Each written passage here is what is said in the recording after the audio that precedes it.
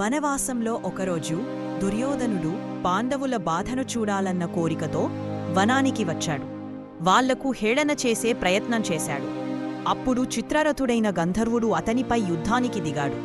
దుర్యోధనుడు ఓడిపోయి అతనితో పాటు దుశాసనుడు బందీ అయిపోయారు.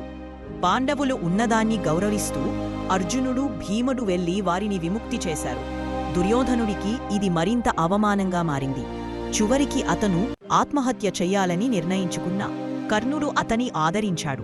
ఈ అవమానం నీకు ఓ కొత్త అహంకారాన్ని కలిగించాలి. యుద్ధానికి సిద్ధమవ్వాలి. ఇంద్రలోకంలో అర్జునుడు పాశుపతాస్త్రం, బ్రహ్మాస్త్రం, అగ్నాస్త్రం లాంటి అనేక అస్త్రాలను పొందిన తర్వాత దేవేంద్రుని ఆశీస్సులతో పాండవుల వద్దకు తిరిగి వచ్చాడు. ఆయన రాకతో వనవాసంలో ఉన్న పాండవులకు ధైర్యం, భరోసా పెరిగింది. వనవాసంలో పాండవులు అనేక ఆశ్రమాలు సందర్శించి జ్ఞానాన్ని సంపాదిస్తూ ఉన్నారు. ఒకవేళ వేదవ్యాసుడు వచ్చి వారిని ధైర్యపరిచాడు. ఈ బాధలు తాత్కాలికం. మీరు భవిష్యత్తులో ధర్మయుద్ధం ద్వారా జయిస్తారు. ఆ సమయంలో పాండవులు ఏకచక్రపురమనే ఊరిలో నివసించేవారు.